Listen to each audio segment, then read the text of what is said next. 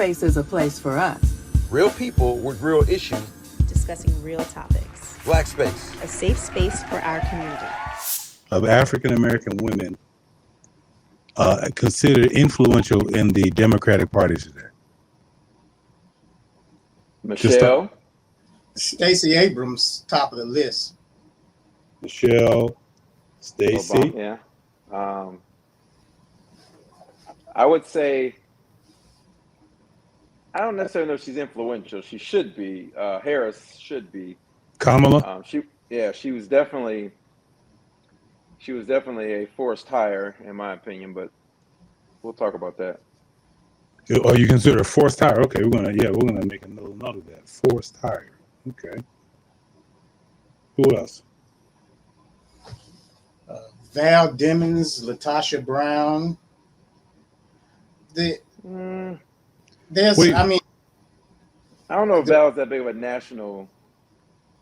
I like Val Demings' demeanor. I like her the way she just portrays herself. Isn't she law enforcement as well? She is former law enforcement. She's former chief of police. Her and her husband. Yeah. No, her husband was chief and sheriff. Yeah. She seems like she's a force to be reckoned with. But I could be wrong. Amazing. That couple is amazing, in my opinion. Mm-hmm. I think they're too good for national politics. My personal opinion. Okay, so Val Demings, who's that other room name? Latasha Brown because she's run for some local offices, but she was one of the Black Lives Matters co-founders, and then she's been doing a lot of lobbying and behind the scenes work with the DNC and a lot of local elections. So she kind of got a lot of resistance because of BLM in the beginning. So she figured out how she can get a lot done by not being right in front of the camera. Mm-hmm. Yeah. And what about the woman from Atlanta, the mayor, previous mayor? Bottoms. I'm not sure what she's done since she's left that office. I really haven't looked into it, but I doubt that was the end of her story. But there wasn't much she could do without Kemp going after this. That was his target, because he doesn't have any agenda. He doesn't have any plan. His whole life is about attacking Black women and seeing how popular that is with his base, which it is popular with his base. But he stays away from some of the brothers like Warnock and whatnot. But he's never met a Black woman he wouldn't attack. Okay, Asha. So I must admit that I'm having like a whole brain fart right now. Because of my political stance, I really don't follow Black women in politics outside of my state. I live in a predominantly Black city, Baltimore, Maryland. Oh, you in Bmore? Yeah. Unfortunately. I'm sorry. I'm still trying to leave. I'm sorry. And the Black women here who have held political offices have done the worst job. We've had 2 go to jail. 2 former mayors, Black women, serving federal time.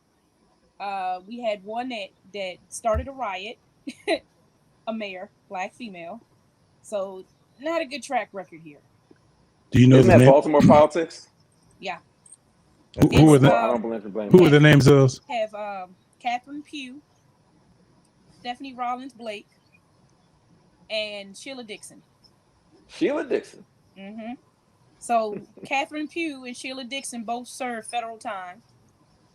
Catherine Pugh just got released, I think, last week or the week before last. Stephanie Rawlins Blake, when we were having the riots here, the Freddie Gray riots, she pretty much got on national TV and said, let them destroy the city. And then said, no, I didn't say that, when she was on every news broadcast in the state being heard saying that. So, to go to the original question, are Black women becoming the new face of the Democratic Party? Probably so. They are. Are they going to actually come in and make the changes for the Black community as a whole? Probably not. Well, before we get into the effectiveness of it, what do you all believe is the catalyst for this trend of the rising Black female in the Democratic platform? One I thing that you go ahead. I personally feel that because we've been underrepresented in politics for so long, we're now taking the opportunity to stake our claim in politics. Um, the only issue that I have is I'm like Claude Anderson. I don't know if you all are familiar. I'm Love them. pretty sure you are. Love them. We have no place. Black people have no place in United States politics. We don't need to do anything with it. It doesn't affect us. It only hurts us. So How so? I'm thinking that Black men are starting to see that the politics of the United States is not to our advantage. It's to our detriment. Always has been. And they're using Black women to now further push the agenda.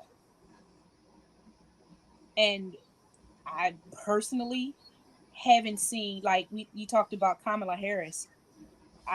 Kamala Harris hasn't done anything for the Black community, but she used her biracialness to garner and gain the Black vote. And that's what most politicians do, is they get the token Black person to come and garner the Black vote. And that's exactly what she did. And everybody ran out, oh, it's a Black woman in office. I ain't heard a word from Kamala. Kamala But hasn't done anything to raise up Black women. She talks about her Asian heritage more so than she talks about her African heritage. so I want to comment on that. A couple of things. I think it's unfair to have an expectation of a vice president if they don't do anything. Number one. Number two, she was pretty Black. You know, she's from a Black sorority. Didn't she go to HBCU? She went to Howard. Yeah. So I think it's unfair to. And I'm not defending her because I'm not a fan of. I'm just not a fan of federal politics. Period. But she went to an HBCU. She was from a Black sorority, so she was pretty Black up to this point. And I don't have any expectation out of vice president. But I think one of the reasons that that Black women are ineffective in politics is because I think they don't look out for the community's best interest. They look out for their own best interest, specifically themselves, not anybody else. Black women are a whole group by themselves. And I think that politics are advantageous to Blacks and we take advantage. But because we're so split, Black men are voting our interests, which is why we tend to vote outside the party more than through Black women. But I think that Black women have separated themselves. They've made demands on the party for them, not for the community. And I think that is detrimental in and of itself because they decided to splinter off into their own little group. Well, I'm gonna say this for me, based on how I was raised and my own political views. So I do not partake in elections. I don't do any of this. I don't even have a party. I have no affiliation, no political affiliation. I denounce at first I was a Democrat because that's what my parents were. But then when I started studying, started realizing the Democratic Party has done nothing for Black people. And at a point we switched. We were actually swayed from being Republicans is where we started to now being Democrats. So they use us. We're pawns in this big party here. We're just used as pawns. So some other political party that wants our vote will start to garner the Black vote by coming in the Black community and making promises that they really are never going to make good on. So you can be a Democrat, you can be a Republican, that's who you choose, but do they really do anything for the Black community as a whole? They make small little changes, and then we're supposed to get all happy about it, and to me, it's pointless. Well, really Say quick. something. So again, I don't know. Okay, so when we were Republicans, we got things from Republicans. You know, we got out of slavery, and then of course the switch happened, and we know how the switch happened. The Dems delivered something in the '60s that's what caused us to switch parties. We're also heavily represented in terms of representation, elected representations within the Democratic Party, which that's something. However, and I'm in no means a Democrat. I used to be a member. I was a Republican for many years, and then I switched parties to the Democratic Party. Then during my lobbying career, I kind of left both parties once I began to realize federally there's no point, in my opinion, and I don't want to go too deep into that. Locally, there is a point, though. I think that there's a lot to be had locally, but I think that our aim is way off. But again, I point to the fact that Black women specifically have splintered themselves, and I think that splintering of the voice has been a bigger detriment, to the Dem Party, or to our community in terms of what they're asking from politicians. Black women want stuff for them; they don't want stuff for the community. I will say that. So Black women, we're the bottom of the barrel. In every aspect of life, we are the bottom of the barrel. We're the least desired. So? We're the least desired. That's we relationships. Are the last. We are the absolute last. So, as a woman, as a Black woman, and then as a woman, to say that Black women are trying to ask for things specifically to them is because we haven't gotten anything. We're still trying to be Number one, what do Black women want? We're still trying to be respected even in our own community, and then we're trying to be respected in our in white community and white society. So Black we're trying women to gain are respected in our community. Okay, sure. They are. Okay. We worship Black women in our community. You might worship. Black women. We do. Or you I don't. No. We do. Sir, we have whole communities of men who don't, but that's another topic for another day. But politically, we're trying to get, first of all, it's not even just Black women. We're trying to get women's rights. We're trying to get men. What rights do women have? Hold up, can I speak? Okay, we're trying to get men to stop making laws and rules over women.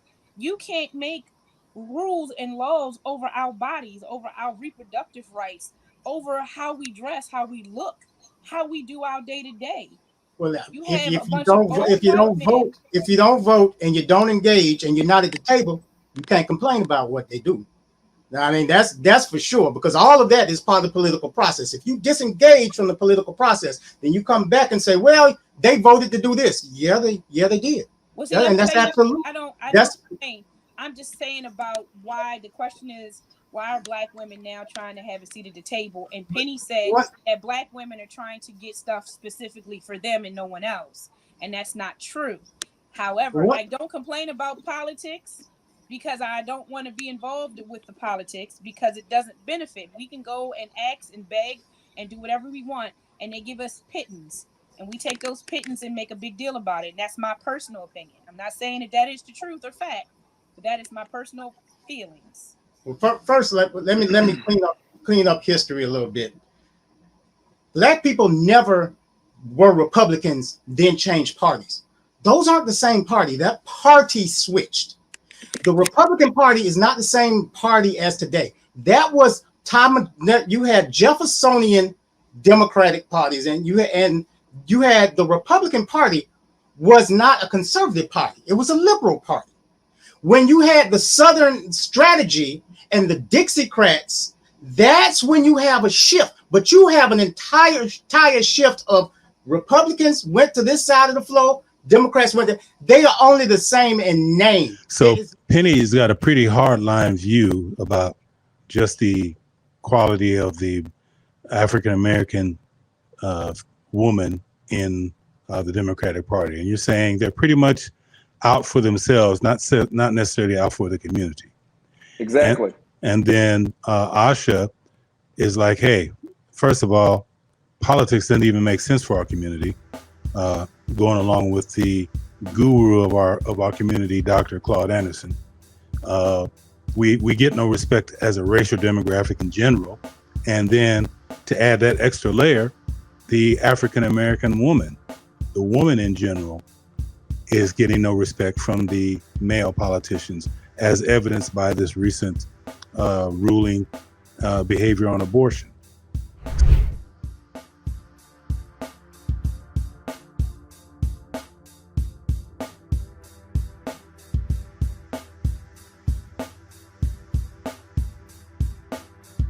Black Space, a safe space for our community.